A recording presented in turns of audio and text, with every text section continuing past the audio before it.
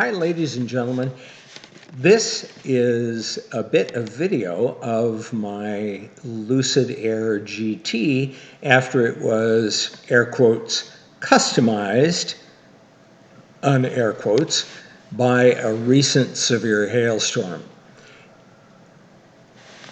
At the end of my remarks on this video, you will see more of the customization and carnage to my lucidair. Here is what it looked like at delivery for you to use as a comparison. Thank you for watching, and stay tuned till the end. The damage is really pretty heinous.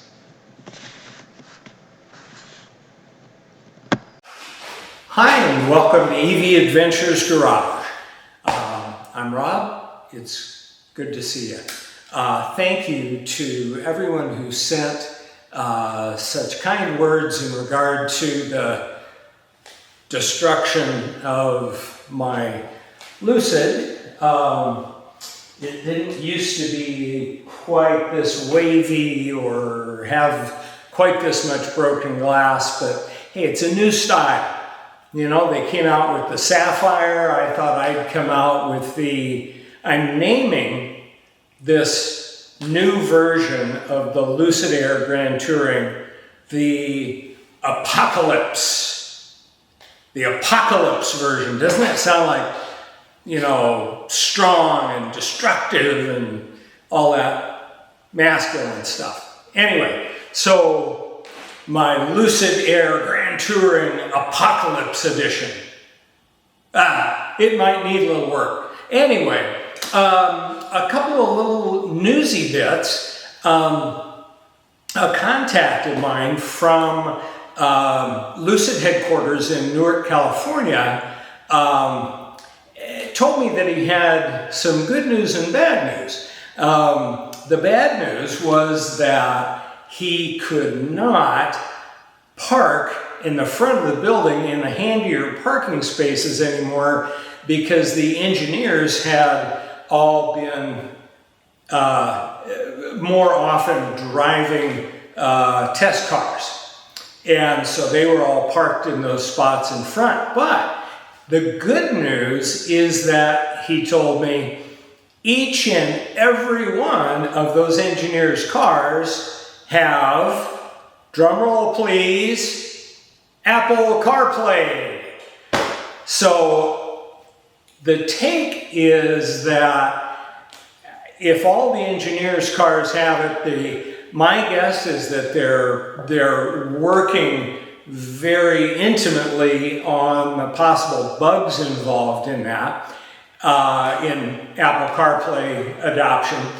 And so that sounds really good. My question was, well, I'm one of those people, I'm such a tech geek. I have an iPhone and I have an Android, and iPhone's good for some things, Android's better for others for me. I don't know. But anyway, so, you know, I'll use it either way. My hope, and this information was given to me when I was talking to this person about my personal difficulties with Alexa. And apparently CarPlay will help to supplant the use of Alexa. So anyway, that's a good thing. As you all know by now, the Sapphire is out. I really like the width of the stance of it. Apparently the back fenders are, I don't know whether it's per side or in total, but wider by 24 millimeters, which would be about 2.4 centimeters, which would be maybe that much. So it could be on each side, I'm not sure. And I think they said 14 millimeters in the front. So wider is better. I really like that. And it looks like they've achieved that with a fender flare that attaches to the wheel arch.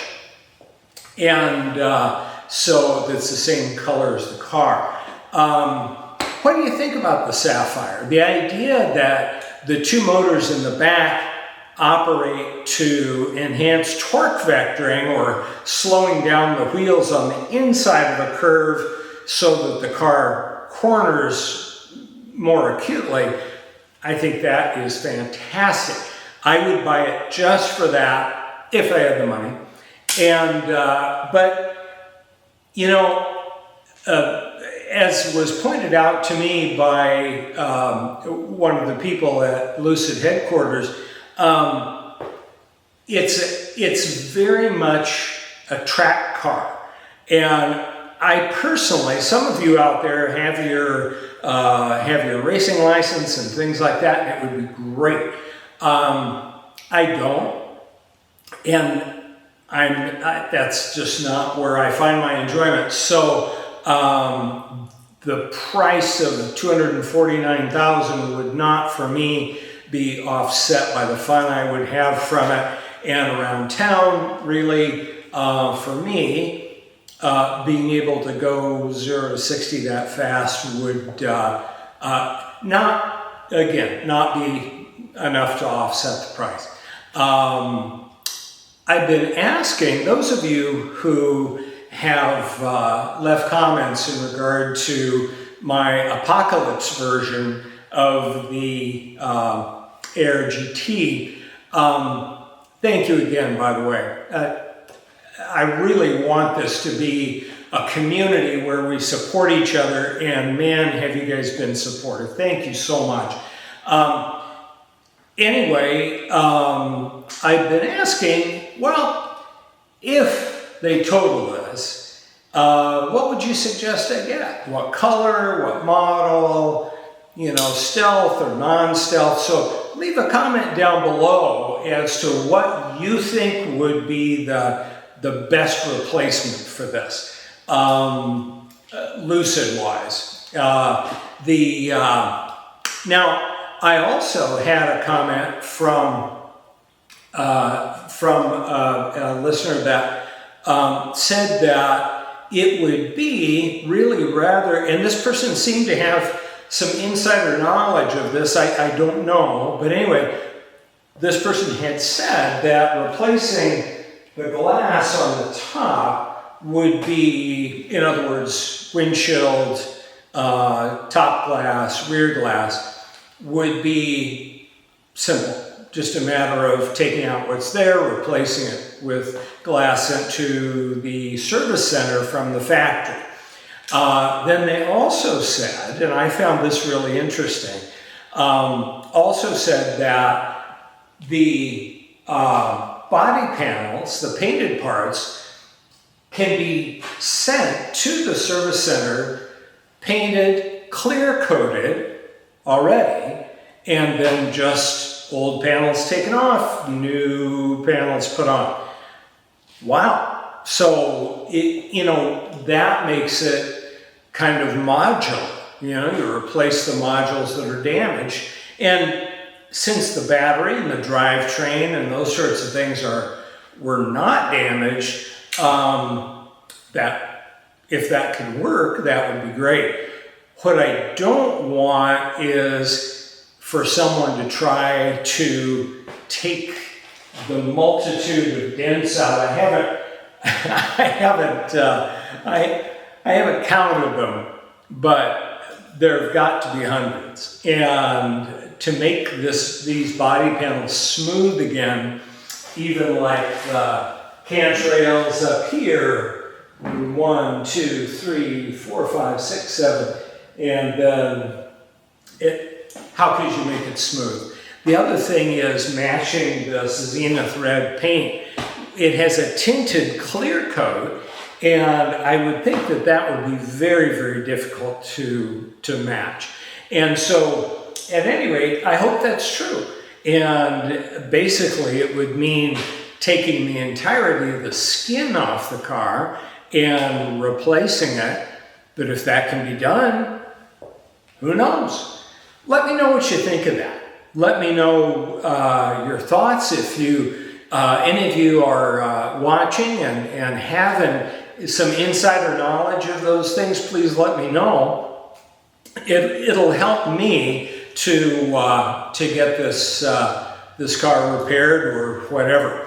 And guys, if you have gotten anything out of this video, please hit the like and subscribe buttons for me. I really appreciate it. It'll make it possible for me to get better and better content. Now, I tell you what, that hailstorm, that was expensive to arrange. So I appreciate you guys really enjoying the content that comes from that. So anyway, I really appreciate your subscriptions. I appreciate the kind words you've sent, and appreciate you as an EV Adventures family. Feel free to let me know what you want to be seeing. Oh, I had the good fortune yesterday to get a call from an old acquaintance who is the general manager of the Audi store here, and went out and back-to-back test drove the e-tron SUV, the base, and the e-tron S-Line.